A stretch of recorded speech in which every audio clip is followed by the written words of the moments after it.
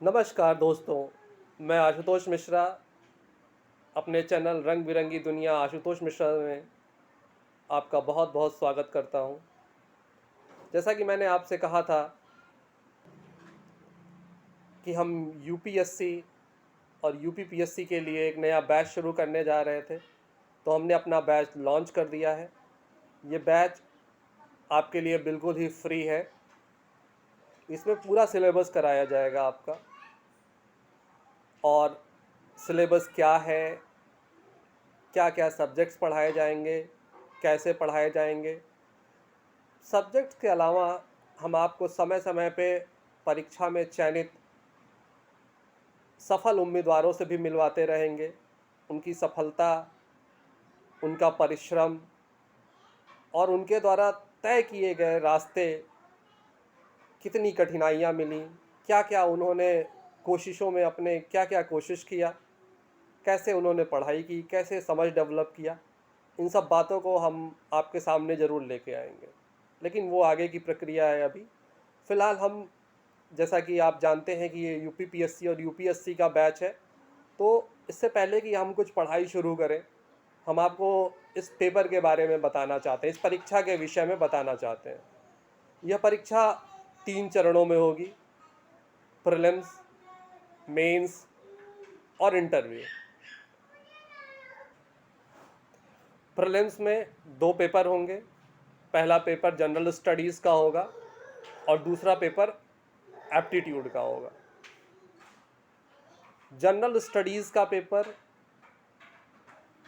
जिससे कि आपका, जिसे क्वालिफाई करने के बाद आप, अर्थात जिसमें आप रैंक बनाने के बाद ही आप मेंस के लिए क्वालिफाई करेंगे। लेकिन जो जीएस जो पेपर 2 है, एप्टीट्यूड का पेपर, वो सिर्फ क्वालिफाइंग है। क्वालिफाइंग का क्या मतलब है? आप सिर्फ 33% लाएं और आपने एप्टीट्यूड की परीक्षा पास कर ली है। आप कितना नंबर ले आते हैं, ज़्यादा लाते हैं, कम लाते हैं, उससे कोई दिक्कत नहीं है। आपको सिर्फ 33% नंबर ले आने हैं। जबकि वहीं पे पेपर 1 में आपको अच्छा स्कोर करना है, हमेशा से अच्छा स्कोर करना रहेगा। यूपीएससी और यूपीपीएससी का अगर हम सिलेबस देखें तो सिलेबस लगभग एक समान है, कोई बहुत ज़्यादा अंतर नहीं है।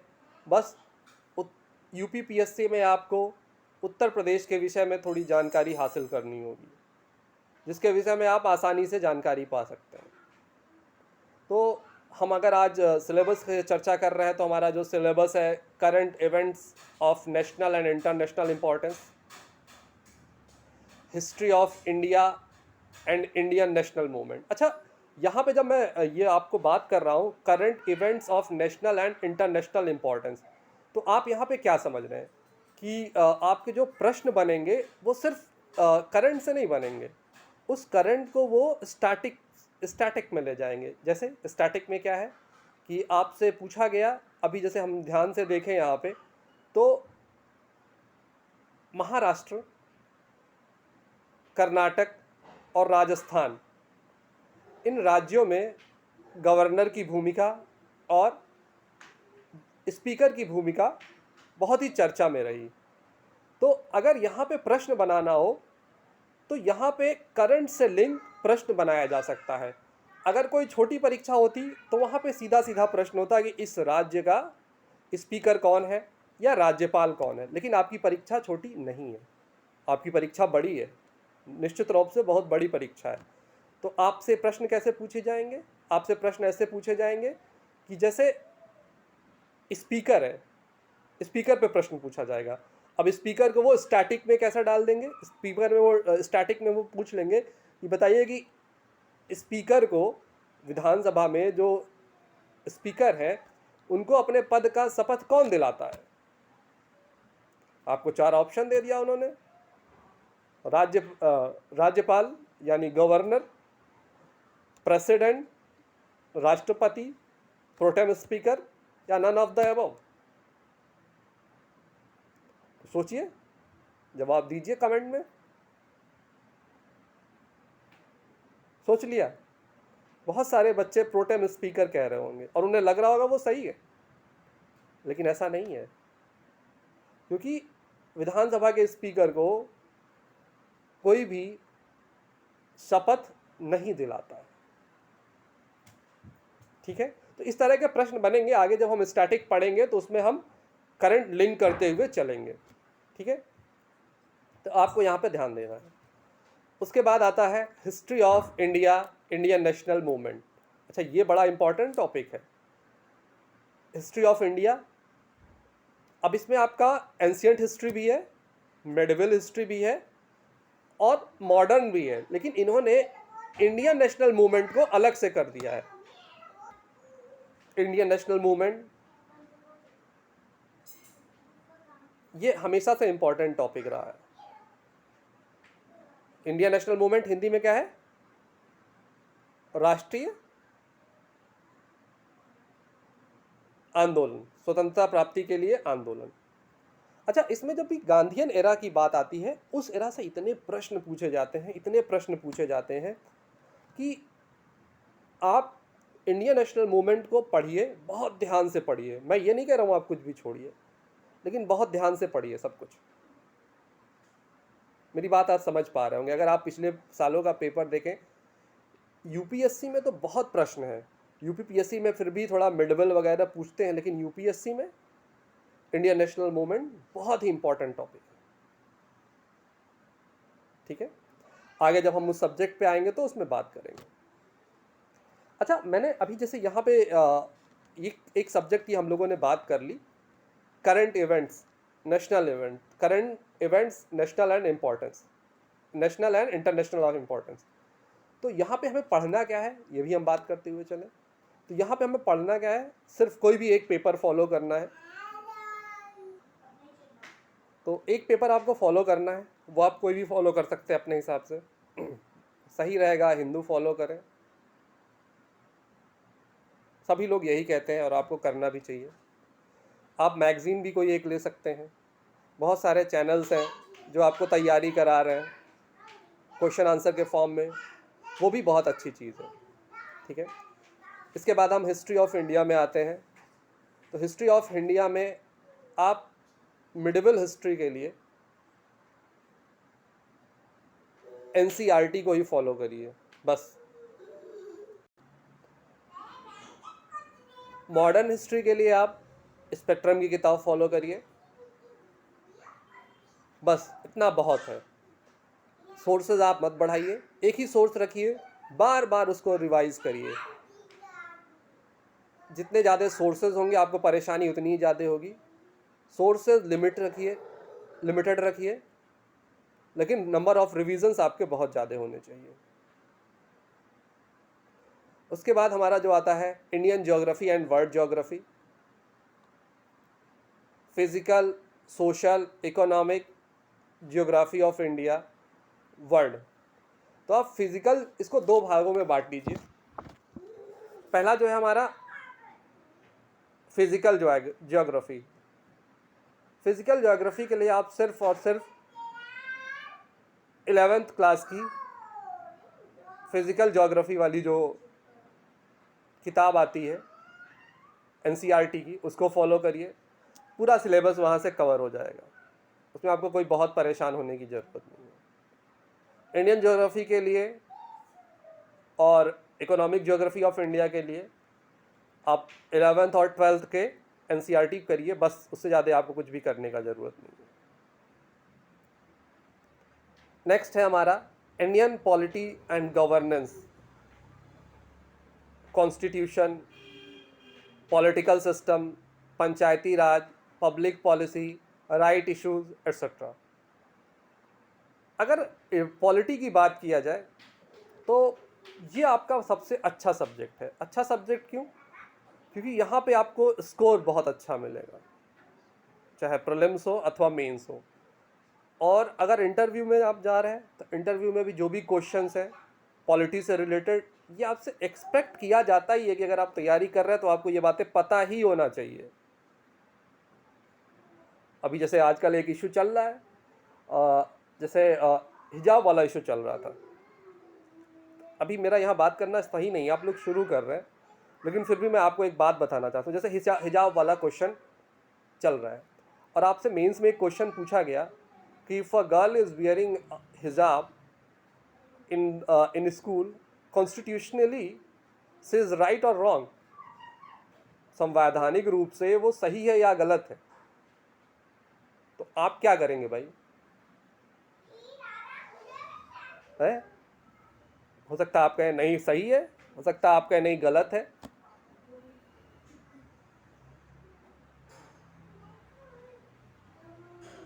लेकिन हमारा देश जो है, इसमें कुछ भी सही या गलत कहने से पहले, ब्लैक या वाइट करने से पहले आपको क्या देखना है? सबके आप अधिकारी हैं, आप भारत सरकार को रिप्रेजेंट करेंगे, तो क्या आप किसी एक पक्ष को सुन के अपना फैसला दे देंगे? नहीं भाई, आपको सबको मौका देना पड़ेगा। तो आप जब भी अपना आंसर लिखिए तो आपको वो जो स्टूडेंट है जो हिजाब पहनी थी, आपको उसका व्यू पॉइंट लिखना पड़ेगा। अभी जब मैं पढ़ाऊंगा तो वो कौन कौन से आर्टिकल्स हैं उसका, फिर आपको अपना स्कूल का व्यू पॉइंट बताना पड़ेगा। भाई स्कूल अगर कॉमन ड्रेस ना करे तो कल को कोई हिजाब पहन के आ रहा है, कोई कुछ और पहन के आ जाए, तीसरे पक्ष का व्यक्ति कोई और पहन के आ जाए, चौथे पक्ष का व्यक्ति कुछ और करके आ जाए, बात समझिएगा। तो ये ध्यान देने वाली बात है। फिर आपके मन में एक प्रश्न उठ रहा होगा, मैं समझ रहा हूँ बहुत सारे बच्चे सोच भी रहे होंगे कि जब उसको हिजाब के लिए मना कर दिया गया तो सिख बच्चों को टर्बन के लिए क्यों नहीं मना किया गया? बड़ा अच्छा सवाल आपके मन में उठना भी चाहिए, है ना? बहुत अच्छा सवाल है ये। लेकिन यहीं पे एक शब्द आता है इसेंशियल प्रैक्टिस। हर रिलीजियन का इसेंशियल प्रैक्टिस होता है। अभी जब हम आगे कॉन्स्टिट्यूशन में बात करेंगे तो आपको ये पता चलेगा कि हर रिलीजन का एसेंशियल प्रैक्टिस भी एक चीज़ होती है। अब जैसे सिखिज्म में टर्बन यानी पगड़ी जो वो लोग पहनते हैं सर पे, वो उनका एसेंशियल प्रैक्टिस है, सही है। लेकिन जो हिजाब है वो एसेंशियल प्रैक्टिस नहीं है। आपको एक और मैं बड़ा अच्छा एग्जांपल बताता हूँ। जब नागालैंड को भारत जब नागालैंड यहाँ आया तो वहाँ पे एक टेम्पल था। उस टेम्पल में डेली एक बकरे की बलि दी जाती थी। तो अभी मुझे याद नहीं है, कुछ दिन पहले तक वो चल रहा था, फिर वहाँ के हाई कोर्ट ने इसको रोक दिया। अब भाई ये भी तो रिलीजियन था, वो फॉलो कर रहे थे, लेकिन रिलीजियन ने कोर्ट ने ये कहते हुए मना किया कि ये उस धर्म का एसेंशियल प्रैक्टिस नहीं है सैक्रिफाइस करना। आप इसको बकरीद से जोड़ सकते हैं कि भाई जब आपने वहाँ पे बलि देने के लिए मना किया तो आप बकरीद में बकरे को सैक्रिफाइस करने के लिए क्यों नहीं रोक रहे हैं? बताइए, तीनों बातों को कनेक्ट करिएगा। एक सरदार को टर्बन के लिए क्यों नहीं रोका जा रहा, जबकि एक मुस्लिम लड़की को हिजाब के लिए रोक दिया गया? क्लियर है? एक हिंदू को सैक्रिफाइस के लिए रोका गया, जबकि मुस्लिम बकरीद में सैक्रिफाइस करते, उनको नहीं रोका गया। क्यों? सिंपल, क्योंकि वो उनके रिलीजन का एसेंशियल प्रैक्टिस है। इस पे हम आगे और बहुत विस्तार से चर्चा करेंगे। तो इस पे आपको किताब कौन सी लेनी है? सिर्फ एक किताब, लक्ष्मीकांत, मोर देन एनफ। वही किताब बार बार पढ़नी है, रिवाइज करनी है, बाकी जो मैं नोट्स दूंगा वो बहुत है। इसके बाद आपका आता है economic and social development, sustainable development, poverty, inclusion, demographic, social sector initiative. Okay, ये हमारा इकोनॉमिक्स का सेक्शन है। लोग बहुत सारी बड़ी बड़ी किताबें बताते हैं, वो सही होंगे, नो डाउट। कभी एक टीचर को दूसरे टीचर के विषय में कुछ कहना नहीं चाहिए, लेकिन मेरे हिसाब से आप सिर्फ और सिर्फ ID, Indian economic development, NCERT को फॉलो करिए। और 2 और किताबें हैं, मैक्रो इकोनॉमिक्स और माइक्रो इकोनॉमिक्स, उनको फॉलो करिए, बस बहुत है, मोर देन एनफ। अगला आता है general issues on environmental ecology, biodiversity and climatic change.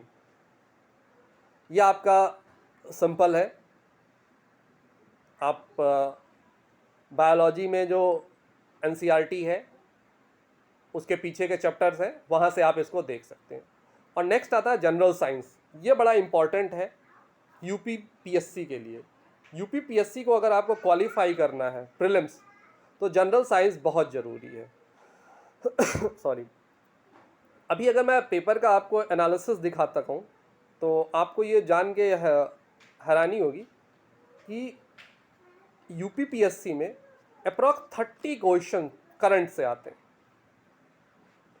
25 से 26 क्वेश्चन हिस्ट्री के रहते हैं, जिसमें अच्छा हाँ, यूपीपीएससी में ये बात ध्यान रखिएगा कि मिडविल भी आती है, एंशिएंट भी आता है और मॉडर्न भी आता, तीनों आता है।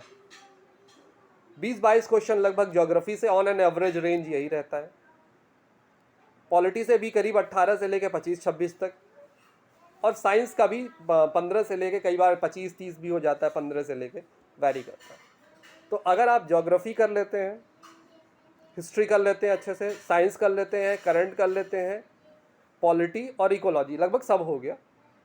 तो और हाँ, छोड़ना कुछ भी नहीं, आपको सिलेबस पूरा करना है। क्लियर है? ये प्रीलिम्स की बातें हो गई। जीएस की मैं यहाँ पे आपसे एप्टीट्यूड की बातें नहीं करूँगा, क्योंकि मैं उसका टीचर नहीं हूँ, बिल्कुल स्पष्ट। फिर उसके बाद आपका मेंस का आता है। तो मेंस का जो पेपर है वो बेसिकली जीएस में 4 पेपर होते हैं। इसके अलावा आपको अगर आप यूपीएससी दे रहे हैं तो आपको इंग्लिश लैंग्वेज का पेपर देना है और रीजनल लैंग्वेज का पेपर देना पड़ेगा, जिसका नंबर काउंट नहीं होगा। क्लियर है? यूपीपीएससी में केवल हिंदी का रहेगा। नेक्स्ट एसए का पेपर होगा। एसए का पेपर लगभग 250 नंबर का है। ठीक है। हाँ, इसके आगे बात आती है हम जिसका हमें मतलब मैं जिसके लिए बात करना चाह रहा था आपसे, जीएस के पेपर। 4 जीएस के पेपर है आपका। जनरल स्टडीज़ 1 में आपका इंडियन हेरिटेज और कल्चर रहेगा। हिस्ट्री है, ज्योग्राफी है, वर्ड और सोसाइटी दोनों का। क्लियर है?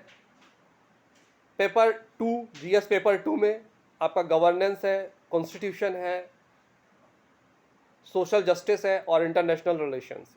अच्छा, ये दोनों में कॉमन है, यूपीपीएससी और यूपीएससी के लिए, दोनों के लिए कॉमन है।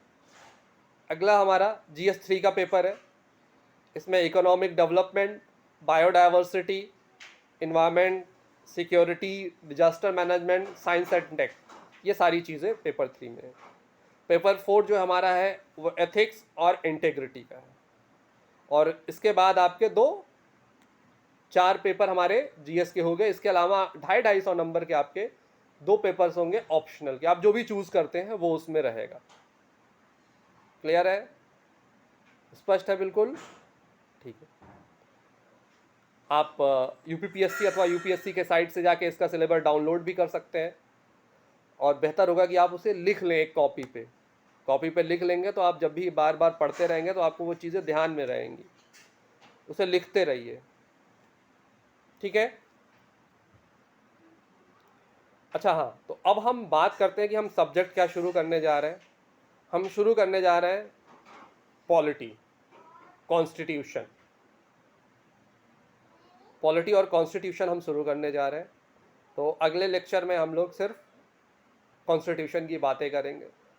थोड़ा बहुत आपको इंट्रोडक्शन दे देते हैं। आप अगले लेक्चर में आए तो पढ़ के आए बेसिक्स कॉन्स्टिट्यूशन के, कॉन्स्टिट्यूशन का ज़रूरत क्यों पड़ा, कॉन्स्टिट्यूशन लागू होने से पहले क्या स्थिति थी,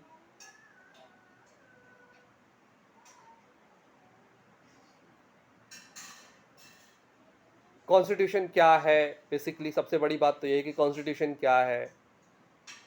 ठीक है? तो हम आगे मिलेंगे कॉन्स्टिट्यूशन के लेक्चर्स में। धन्यवाद, थैंक यू।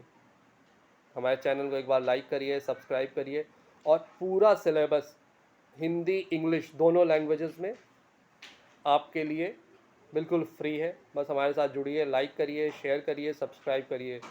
धन्यवाद।